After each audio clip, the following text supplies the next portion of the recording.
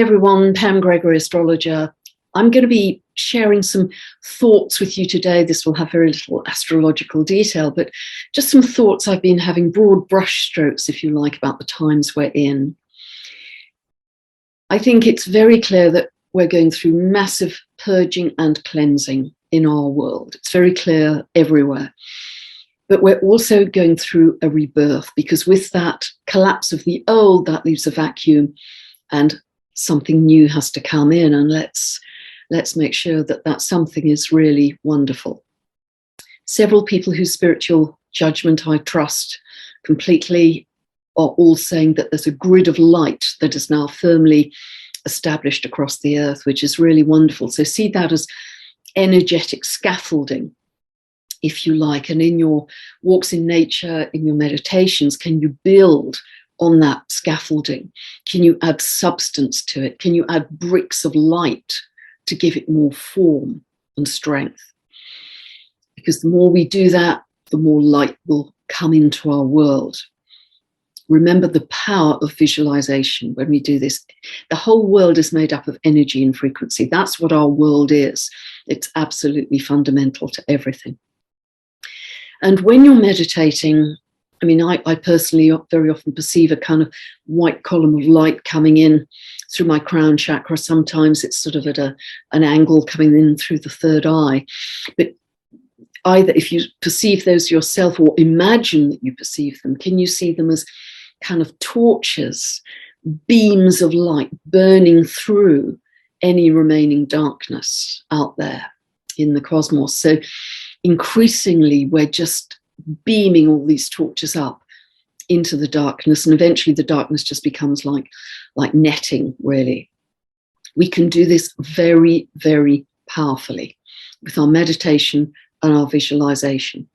Because if we look at things on a 3D level, let's say if we think of all the problems in the world, they are immense. You know, poverty, war, sickness, death, misery, cataclysm, all the earth's problems, they just seem absolutely overwhelming and insurmountable. You know, if we look at them all, you think, well, where do I begin? And that's not to, you know, dismiss the wonderful people on the ground who are doing lots of practical things to help people in need. You know, really big shout out to them. But if we look at all of those problems, so many of them from our human 3D level, we think it's going to take 100 years, maybe more, to sort those problems out. However, if we can shift up to our eagle's perch, to our higher level, then we can see that actually all of those things are one thing, and that's low frequency energy. They are all manifestations of low frequency energy. And that's something that we could all do something about in our spiritual practice.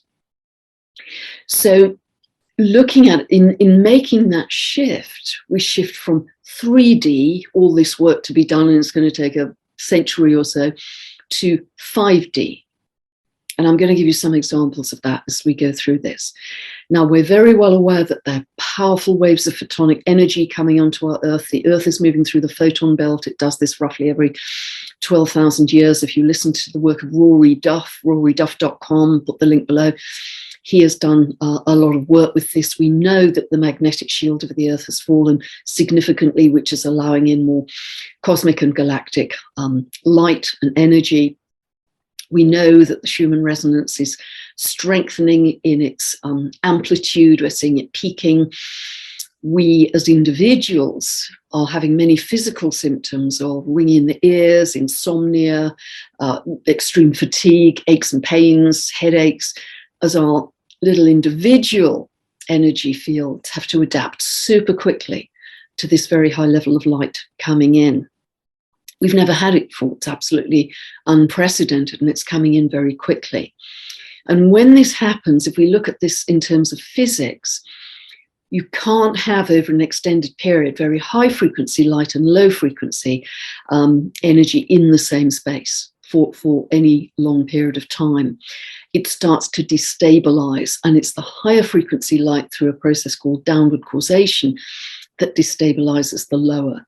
That has more influence top down than the other way around. And so it's destabilizing the low frequency energy with all of those problems associated with it. So that means it will become more chaotic, more turbulent, more crazy as systems break down all through 2022. I think 2022 is going to be quite an unstable year because of we're dealing with the physics of light here. And the physics of light is unstoppable. That's going to keep on coming. So understand the purpose behind it, that we, I think quite a good way to think about this, if we think about chaos and turbulence, is we've all been in a plane where we hit turbulence. And the pilot will come on air and say, ladies and gentlemen, a lot of turbulence, we need to fly higher to get above the turbulence. And that's exactly what we've got to do too. We've got to move higher in our frequency above all the 3D unraveling in order to create a better world, because New Earth is already here. So I've said many times, New Earth isn't a place, it's a frequency that any of us can access right now in a second if you shift your frequency enough. New Earth is here. And if we look at what some of that's going to be about, well, we've got a lot of Aquarius energy coming up over decades to come. And the best of that is around collaboration, community, sharing, love, joy, peace, mutual respect for all. It's those kinds of things. And also a deep love for nature. If we look at Uranus in Taurus until 2026, yes, one expression of that is increased industrialization and engineering of our food and agriculture. Another expression, if we go to the Taurus side, is increased simplicity. We're going back to basics. We're going back to the earth. We're starting to grow our food by the phases of the moon, those simple rhythms of the earth, biodynamic farming, like our ancestors used to do. A lot of people are starting to do this already. And that's very attractive, because this connection to nature, this connection to nature, I really think is something we've lost. But if we look at the Kuiper Belt objects, which, as many of you know, I'm very interested in, beyond the realms of Pluto, and planets are only discovered, I believe, when our consciousness is ready to integrate them. So these dwarf planets, Kuiper Belt objects that I've talked about, there are dozens and dozens of them, but the ones that I've investigated so far are all linked to indigenous creator gods. If we look at Kwawa, archetype very linked to the Tongva people who lived around, they were the original inhabitants around the Los Angeles basin. And the archetype of Kwawa is that if you sing and dance, you raise your frequency to bring a higher manifestation into being. So it's creation through joy, if you like. We also have Altjira, another creator god, indigenous creator god, that's linked to the big dreaming, the Aboriginal song lines. We've got Haumea, that is linked to the Hawaiian goddess of fertility, and a deep connection to shamanic connection to nature, able to produce wild food even from land-laid waste. Makimaki, spelt make, but pronounced Makimaki, the link to the great sea spirit of Easter Island. Teron Hiawaka, the Irrawaki higher god, the indigenous farmer god. All of them had this connection to nature. And by that, I mean, not just walking through a wood and thinking, isn't it pretty? I mean, a deep connection to the powerful life force of nature, the life force. Something that I feel, particularly in spring when all the new leaves are coming out, is just electric, that force coming through nature. And that's unstoppable. So that's what they were very much in contact with. But also all of these Kuiper Belt objects, as well as a deep connection to nature, which is what I believe we're absolutely going back to, also operate on quantum principles and are encouraging us to go out to the galactic, to step into becoming galactic citizens. We're going to be discovering much more about our cosmos in coming times.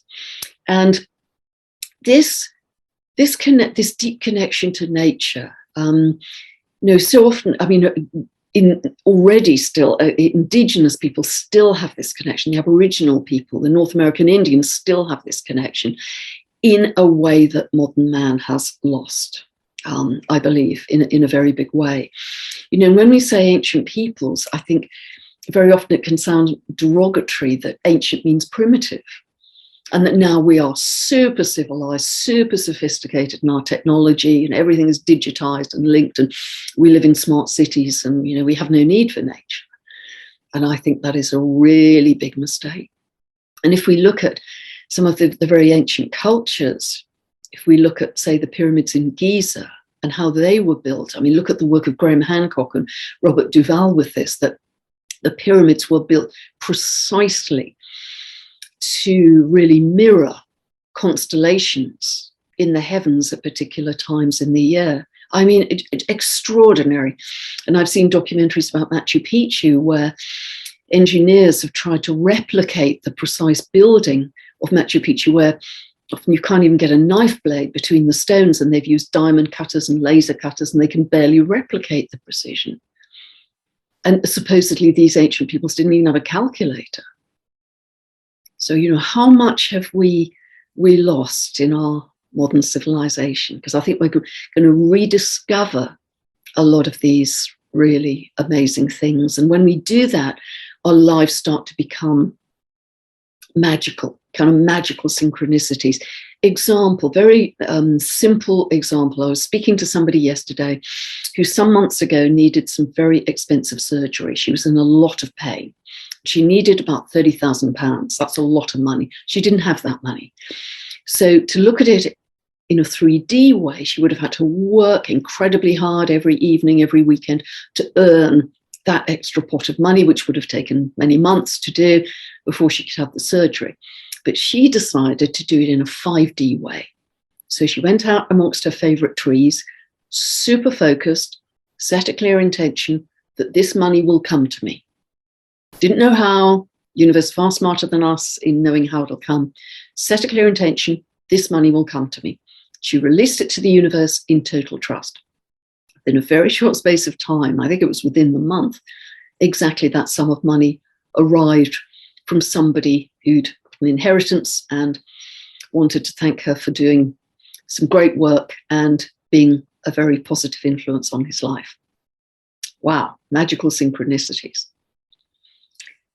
And as we move into New Earth, we're going to be developing, people are doing this already, but developing much more psychic sensitivity, telepathy, healing. We're all going to be able to heal each other very easily. We're going to be more wave and less particle. We're going to be stepping into our light bodies. We're going to be eating less. And what we do eat is plant-based much more. And we're going to see nature as just shimmering with life, iridescent colors, just luminous. And every plant, every leaf, every bird, every tree having its own particular quality. This is pantheism as well. So there's going to be a level of living in the magic that we just haven't really known in our 3D reality.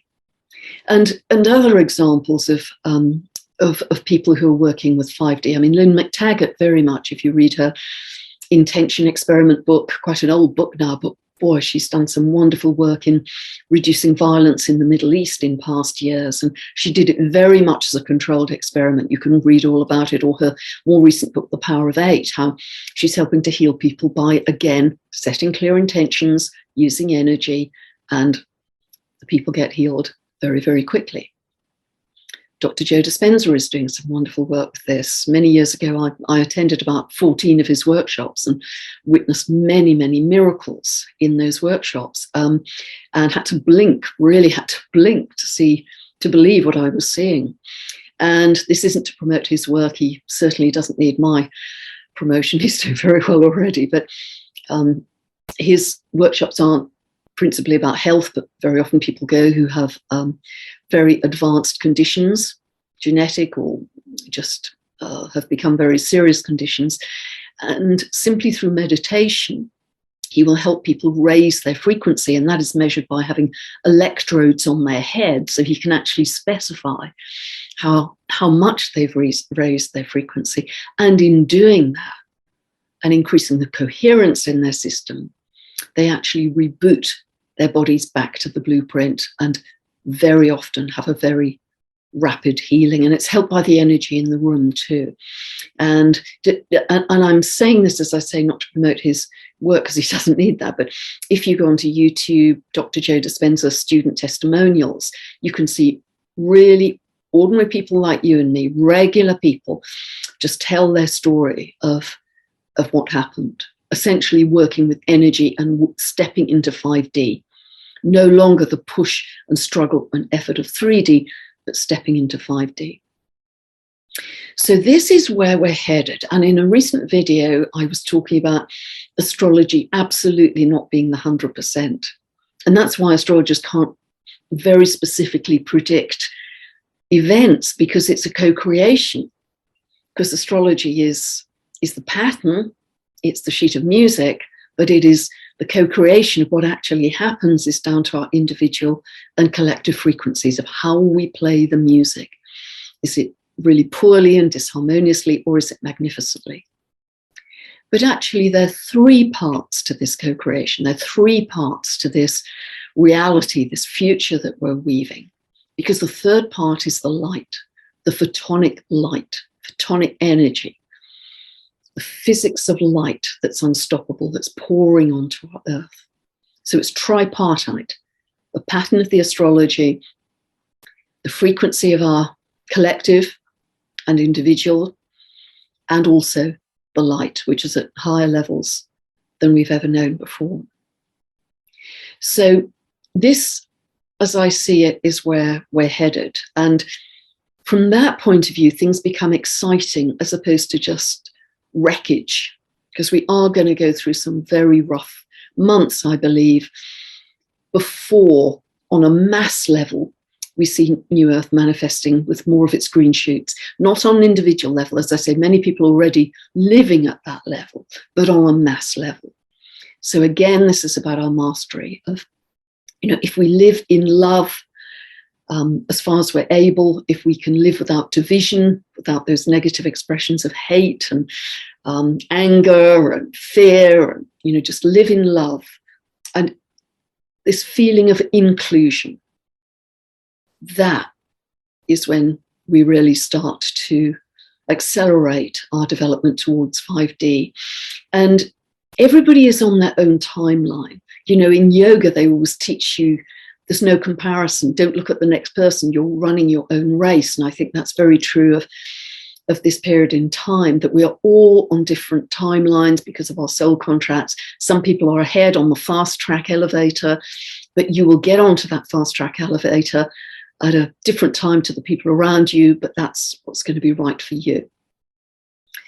So a lot here, just really sharing my musings over the last few weeks, and I hope it's helpful to kind of shed more light. I didn't have time in the last update to cover this as well as all the details. So December and January and February and March actually are packed astrologically, really dense, complex and packed. So I hope that this stepping back will help to give you a little bit of perspective. Thanks so much for listening. God bless. Bye for now. And if you are celebrating Christmas and listening to this before Christmas, have a wonderful Christmas. Bye for now.